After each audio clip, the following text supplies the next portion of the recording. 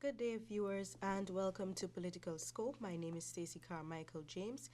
This afternoon with me is the Honorable Jennifer Webster, Minister of Human Services and Social Security, and she will be providing us with an overview of 2014. Good afternoon, Minister. It's nice having you. Good afternoon, and it's a pleasure to be here. Thank you. Now, today we want to look at a review of the sector that you're in charge of, Human Services and Social Security. Briefly, could you give us an overview of the performance of the sector in 2014? Well, thank you for having me. First of all, let me say that our government, the PPPC government, continues to place great emphasis on the social sector spending because we see it as important to the development of our people. And of course, it is no different because every year you can see in the social sector our budgets are increasing annually. And it is because we see human investment as important to Guyana's development. I know that a lot has been said in the political arena about more monies being provided for the social sector, but it is very important and it is very necessary because every dollar that is spent on a woman, a child, a man, a young person is well spent. And that also brings me to the point where I would like to say that for the Ministry of Human Services and Social Security, we have executed almost 95% of our work program for 2014 in terms of service delivery. We've had our challenges, I must state, in terms of poverty alleviation programs that we would have undertaken in 2014 because of budget cuts. Some of our programs are funded through the poverty program, which was cut in the 2014 budget debate by the opposition. And so this year we were unable to extensively meet all the requests and demands that were made of the ministry in some specific areas. Those cuts saw a reduction in the amount of eye care assistance that we provided this year to our senior citizens and also to children. And in addition to that, we were unable to meet all the requests from single-parent women for small business support. In fact, this year, with the minimal sums that we received, about 25 single-parent women benefited to the tune of $753,000 because we normally provide financial assistance to help them to start up small business endeavors. And so we were unable to do that in a large way, and we were also unable to provide support to persons with disabilities in a larger way. We did provide the transportation costs through that program for the community-based rehab groups of Regions 2, 5, 6, and 7 for the year 2014. And but there were other requests because, you know, now that we have a Disabilities Act, that Act of 2010, it calls on our ministry, on the Human Services, to provide support services to persons with disabilities. And we were unable to meet all their requests. And going forward, we will have to have a system whereby those persons would be able to benefit in a larger way. Because many of our persons with disabilities need transportation support and so on to move around because of moving in wheelchairs and so on. And the monies that we normally provide meets the cost of transportation for them, especially in the regions. If they have to attend any meetings or so on, they have to hire transportation. So we normally give the groups, the CBR groups, the community-based rehab groups in those regions, funding to meet their annual transportation costs. Like for Region 2, for example, we provided them with $500,000 this year. And we've done for Region 7, we've done for Region 6, we've done for Region 5. But like everything else, costs are increasing, and those costs are increasing for those people. So it's one of the areas of concern that we were really unable to meet all their needs, but we will continue to work despite the challenges that we face.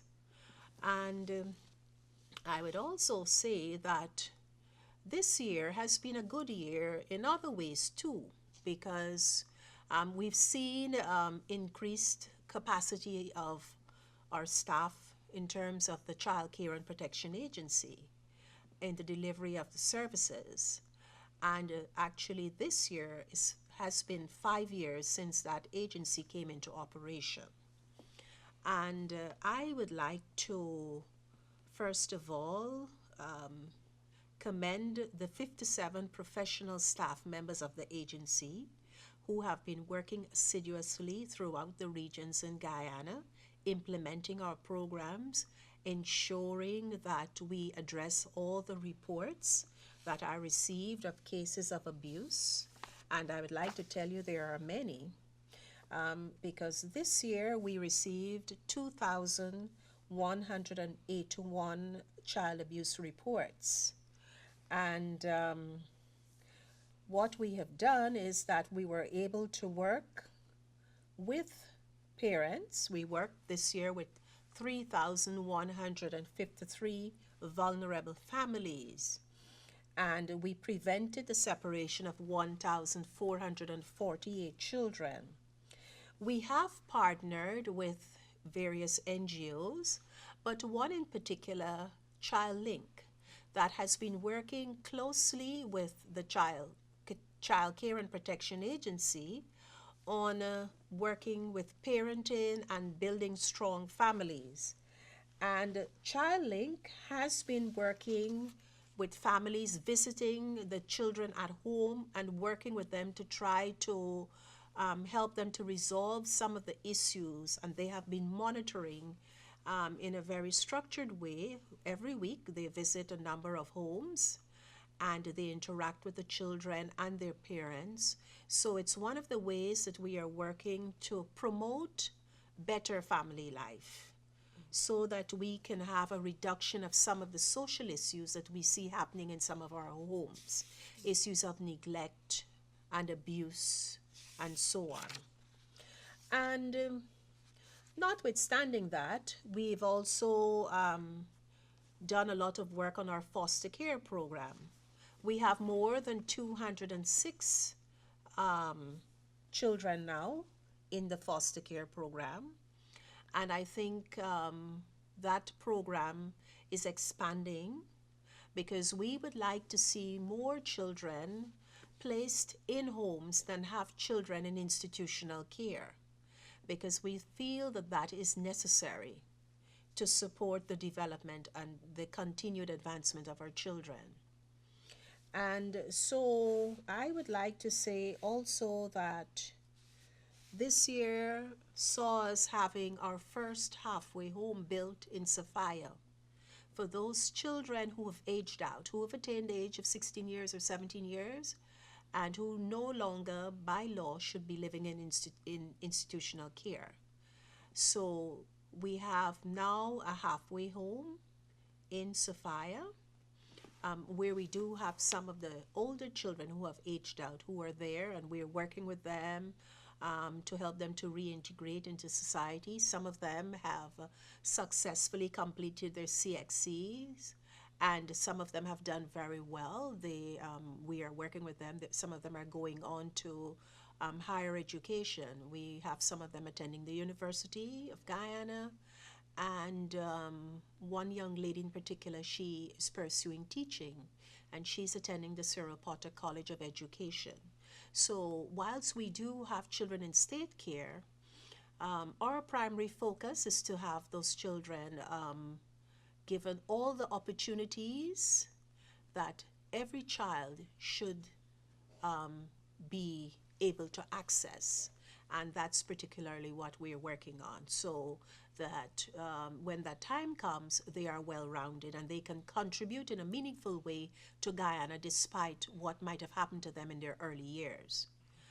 And I think it is important that as a country we recognize the importance of spending in the social sector, because human development is very important in any country's development. And I know that lots of times there are criticisms about spending of money and that our government is spending too much money. But I would say this, that in our sector, there is value for money, and the money is well spent, because we have to look at the children as being Guyana's future in the next 10 to 15 years. And that's important. So investment in our children, in education, in the social sector, providing health services, ensuring that those who live in institutional care are well equipped with skills for life is quite important and in the forefront of our government's policies in terms of what we will do going forward as a government. And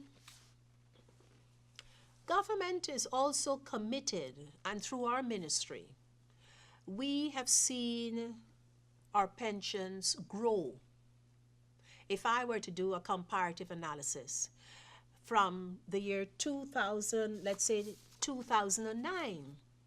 In 2009, I would like to tell you what the pension was. The pension in 2009 was a mere $6,300. And today it is now $13,125. And we now have more than 45,000 pensioners. And in addition to that monthly pension, our pensioners are now receiving the $30,000 per annum electricity subsidy, especially those who have their own homes and who have meters with Guyana Power and Light. And we are also continuing the implementation of our water subsidy. And there are many pensioners there too who are benefiting from that. If I were to perhaps provide you with some of the statistics on that, I would like to say that for the water subsidy, this year, the water subsidy amounted to 227.3 million, and more than 23,810 pensioners benefited from that subsidy. And we are projecting that in 2015, we will have approximately 26,196 pensioners who will be eligible to receive that subsidy based on the divisions across the country. And it is important to recognize, if we were to add all these things up, how much money we're spending on our pensioners in a cumulative way. And you would see that the pension cost is in excess of about $6 billion. And that you would have to also include the subsidies for electricity and for water. And I am confident that we will continue to work towards increasing all the benefits that we provide to our senior citizens. And as I would like to say, people are living longer because there's more accessibility to more services. And I think that is the area of primary focus. And those are the things that we must not ignore in our society.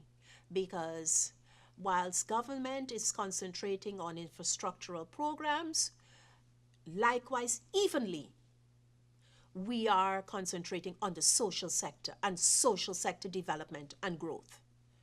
And I think the two go together. And it's important that we recognize that. criticisms about building more institutions and not spending money on people, I don't think that there is merit, because I know for sure that every year in our budget, social sector spending has increased. And we can see the progress made. And I know that as at today, more than 33,506 pensioners have already uplifted their pension books for 2015. And the pension book distribution process continues, so that all our pensioners, including those who are shut in, will receive their pensions. So it is one of the things that we must recognize what we are doing. And in 2015, we still have, as a priority issue, looking at legislation for the protection of the elderly, because of many reports of cases of abuse of our elderly persons within our society. The National Commission on the Elderly, which falls within the ministry, has been visiting all the senior citizens' homes across the country to try to do a listing of requirements and to look at the current standards and management of these homes, because we feel it is necessary, and to try to find ways how we can work with the homes across the country to see how better we can improve the quality of life of those persons who live in homes, see our senior citizens. And Minister, if I may interject at this point, you said you're working on getting legislation in place for the elderly. Could you say these reports of abuse of the elderly, are they coming directly from their homes or the state homes that we have available for them? No, those reports of abuse are coming directly from homes where the elderly, some of those elderly persons with relatives. Oh, okay. What we found is that some of the pensioners, because of various reasons, they might not be able to move around and so on, and they have to depend on family members, and so they're constantly abused.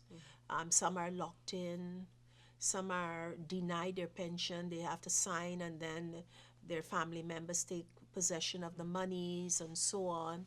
Some of them are being put out of their own homes by family members and so on. So those are some of the issues that we plan to address in a comprehensive way, to address those issues that some of the elderly in our society who would have contributed to Guyana's development in their earlier years are now suffering from. Okay. And in terms of the ministry's input, do they have visitors, persons go, when the reports are made, Yes. persons go to the homes and speak with the persons, the elderly persons? Yes, actually we've had some where our probation and social services officers visited, conducted reports, investigations, and made recommendations, and we've had to remove some of them from those circumstances. And some of them are now in homes, like the Palms Institution and so on. Okay. Yes. All right, thank you so much. And another area, Minister, that we know a lot of attention and criticisms might have come for 2014, trafficking in persons. How has the ministry performed? Well, I would say that this year the ministry has performed creditably, as we always do. I think some of the criticisms, I think, sometimes are baseless, because we do have a hotline, and all reports that come via the hotline are investigated. I would like to say that I know that in recent times in the press, some persons have chastised the government of Guyana on this issue. But I think that some of those criticisms are not warranted, because we've been working in the communities. There is a national task force, a ministerial task force, and then there's a technical task force.